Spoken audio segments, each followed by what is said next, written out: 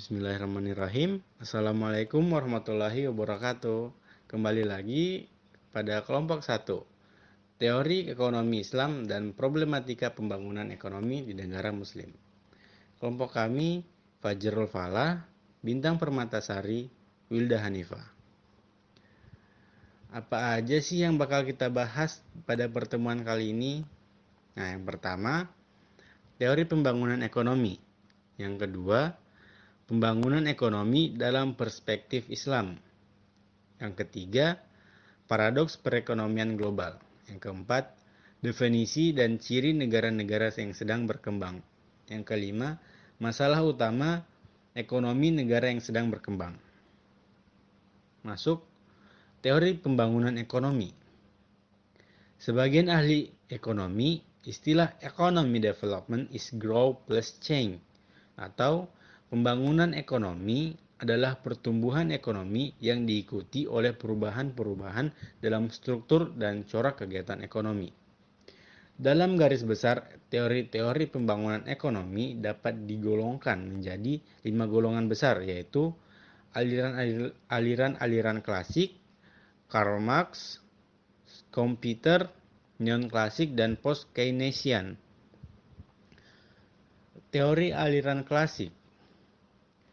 Aliran klasik muncul pada akhir abad ke-18 dan permulaan abad ke-19, yaitu masa revolusi industri. Pada waktu itu, sistem liberal sedang merajalela dan menurut aliran klasik, pertumbuhan ekonomi liberal itu disebabkan oleh adanya pacuan kemajuan teknologi dan perkembangan jumlah penduduk. Nah, mula-mulanya kemajuan teknologi lebih cepat dari tambahan jumlah penduduk. Akan tetapi, akhirnya terjadi sebaliknya dan perekonomian akan mengalami kemacetan. Selanjutnya, teori Karl Marx atau pertumbuhan dan kehancuran. Karl Marx menemukan teorinya berdasarkan sejarah perkembangan masyarakat, di mana perkembangan itu melalui 4 tahap. Yang pertama, masyarakat komunal primitif. Yang kedua, masyarakat perbudakan. Yang ketiga, masyarakat feodal. Dan yang keempat, masyarakat sosialis. Selanjutnya, teori aliran neoklasik. Pendapatan neoklasik mengenai perkembangan ekonomi dapat diiktisarkan sebagai berikut. Yang pertama, adanya akumulasi kapital sebagai faktor penting dalam perkembangan ekonomi. Yang kedua, perkembangan itu sebagai proses yang gradual. Yang ketiga, perkembangan sebagai proses yang harmonis dan kumulatif. Yang keempat, aliran neoklasik merasa optimis terhadap perkembangan. Yang kelima, adanya aspek internasional dalam perkembangan tersebut. Yang selanjutnya, teori Schumpeter. Menurut Joseph Schumpeter, perkembangan ekonomi bukan merupakan proses yang harmonis ataupun gradual, akan tetapi merupakan perubahan yang spontan dan terputus-putus atau discontinuous. Kombinasi-kombinasi yang baru timbulnya tidak terus-menerus tetapi terputus-putus, maka gejala inilah yang menimbulkan adanya perkembangan.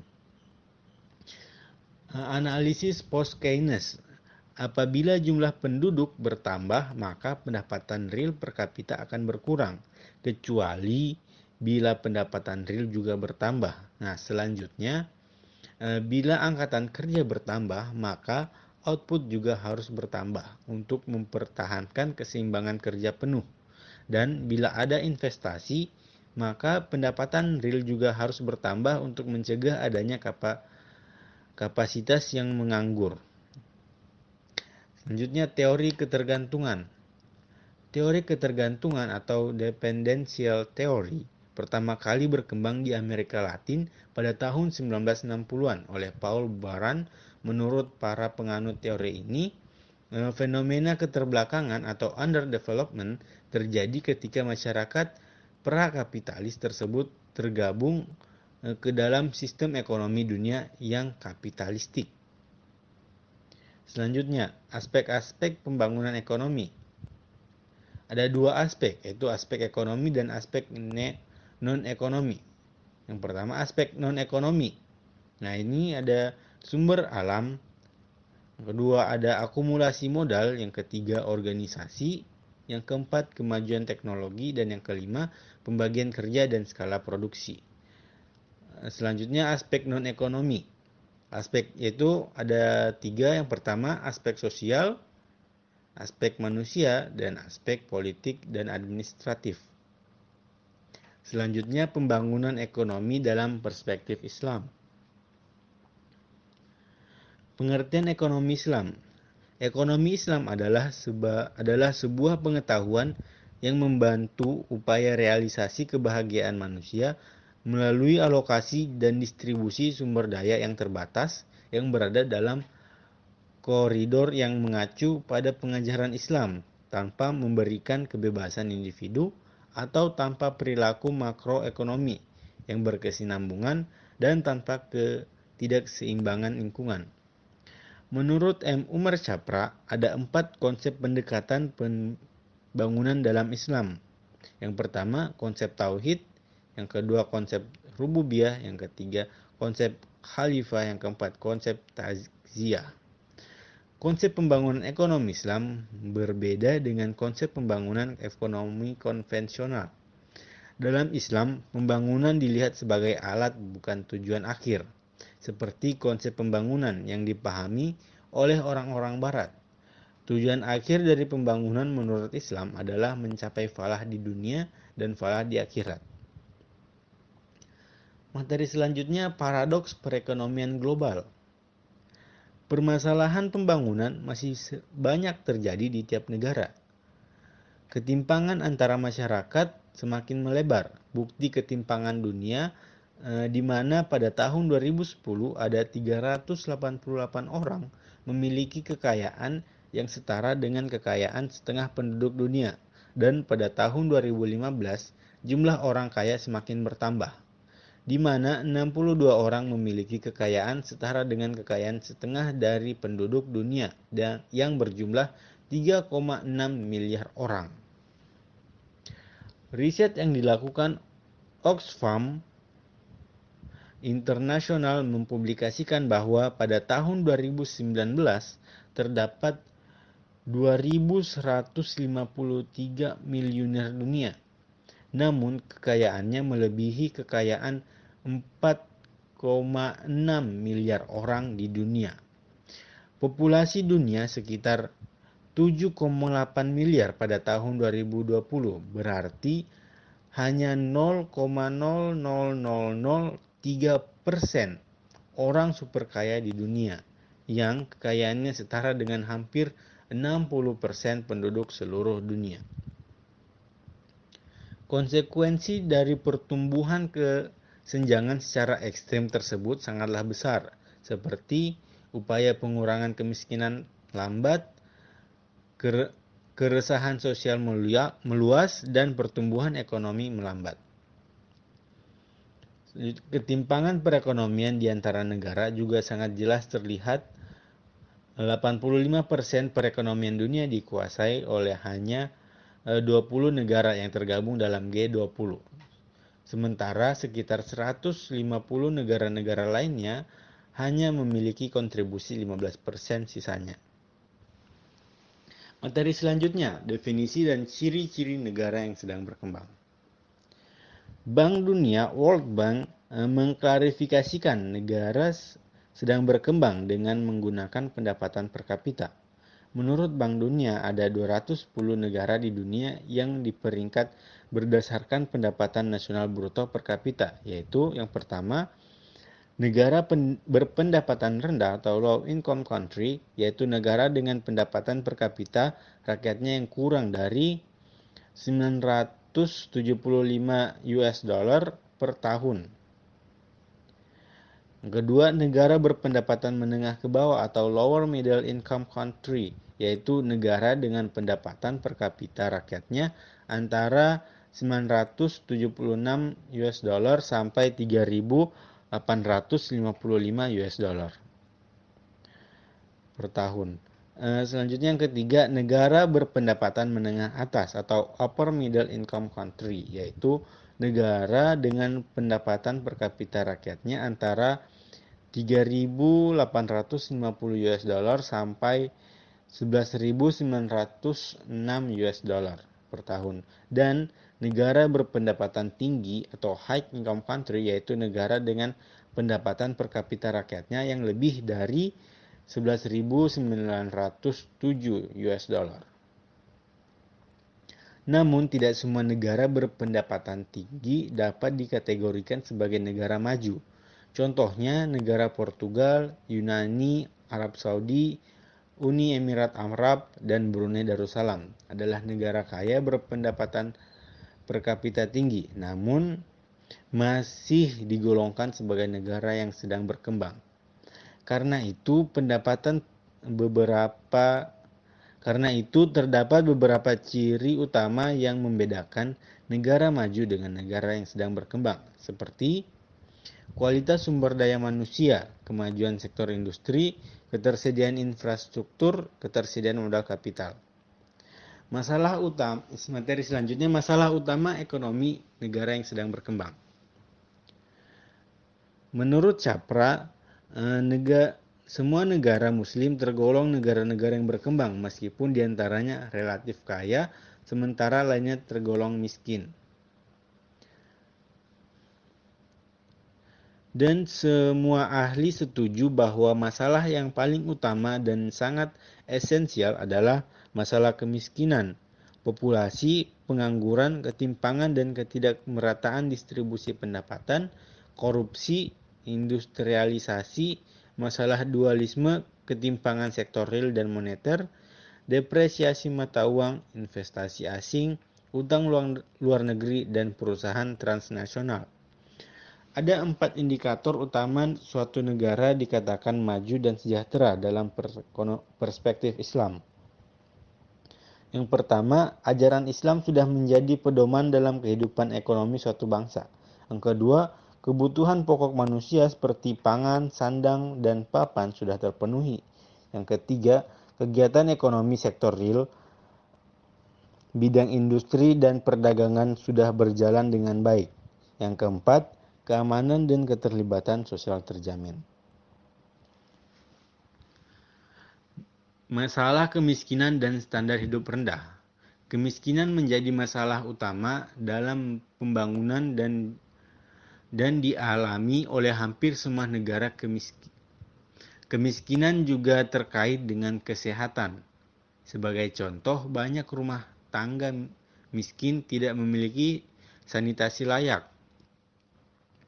Individu yang tergolong miskin tidak mampu mengonsumsi makanan yang sehat dan bergizi, berada di lingkungan dan sanitasi yang tidak sehat, serta tidak mampu mengakses pendidikan dan fasilitas kesehatan yang berkualitas.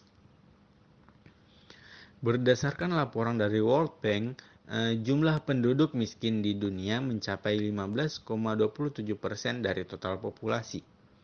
Apabila dibandingkan antara kelompok negara anggota organisasi kerjasama Islam dengan non-OKI, persentase jumlah penduduk miskin di negara OKI mencapai 18,91%, sedangkan di luar OKI mencapai 11,62% dari masing-masing populasi. Yang kedua, ketimpangan ekonomi. Masalah krusial lain dalam pembangunan ekonomi adalah ketimpangan ekonomi. Ketimpangan bukan hanya antar penduduk, tapi juga antar golongan, antar wilayah, antar desa dengan kota, antar kelompok etnik, serta antar kawasan. Ketimpangan ekonomi dapat dikatakan sebagai keadaan di mana terjadi gap distribusi pendapatan antara kelompok masyarakat yang berpendapatan tinggi rendah. Indikator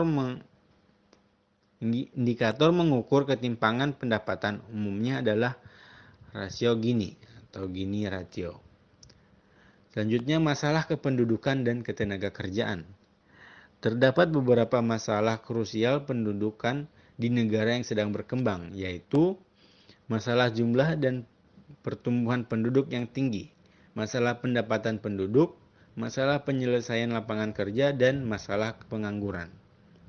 Di samping masalah-masalah tersebut, pada hampir semua negara-negara yang sedang berkembang, tingkat produktivitas tenaga kerjanya sangat rendah apabila jika dibandingkan dengan negara-negara maju yang disebabkan oleh kurangnya faktor-faktor atau input komplementer seperti modal kecakapan manajemen, pengalaman dan fungsi produksi. Tingkat produktivitas yang rendah juga diakibatkan oleh tingkat pendidikan yang masih rendah, skill rendah, lemahnya kekuatan dan kesehatan fisik akibat rendahnya tingkat pendapatan dan rendahnya gizi. Selanjutnya, pembiayaan pembangunan investasi asing dan utang luar negeri. Besarnya pinjaman luar negeri juga dipengaruhi keterbatasan pembiayaan pembangunan, mudahnya tingkat investasi, tingginya kebutuhan impor, bertambahnya defisit transaksi berjalan, besarnya jumlah angkatan kerja dan pengangguran. Utang luar negeri hanya sebagian perlengkap pemerintah dalam mendukung kebutuhan modal dalam pembangunan ekonomi dan sosial, terutama proyek-proyek produktif untuk mengolah sumber daya alam, meningkatkan penyerapan tenaga kerja dan kesejahteraan rakyat. Selanjutnya, masalah industrialisasi dan sektor pertanian.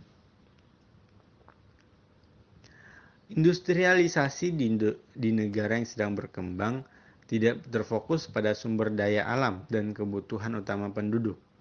Industrialisasi di Indonesia dihadapkan pada bahan baku industri masih impor, keterbatasan lahan industri, pembiayaan industri belum kompetitif, minimnya penggunaan produk dalam negeri, dan banyaknya produk impor yang masuk dalam negeri. Setidaknya terdapat 3 perusahaan utama di sektor pertanian, yaitu masalah produksi, distribusi, dan ketenaga kerjaan.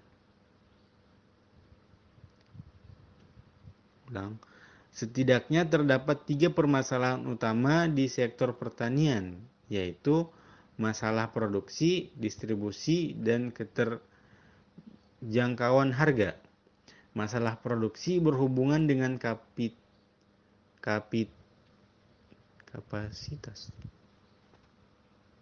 Ulang tadi.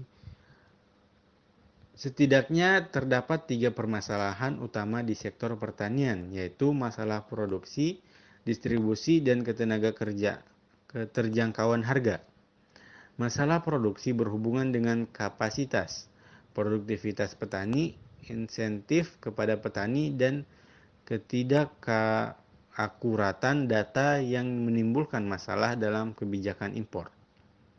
Sementara itu, permasalahan distribusi terkait dengan panjangnya rantai-rantai niaga atau dan adanya pelaku yang mendominasi pasar, sehingga harga ditentukan oleh segelintir pelaku pasar tersebut, serta berakibat pada permasalahan lainnya, yaitu dalam hal keterjangkauan harga.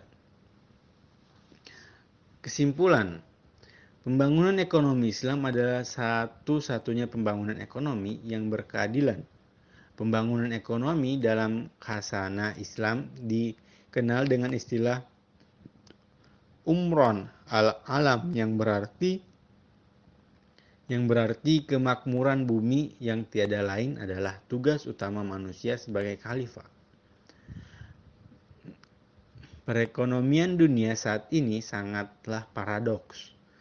Dihadapkan pada banyak masalah, terutama pada masalah kemiskinan, keterbelakangan, dan kesenjangan ekonomi.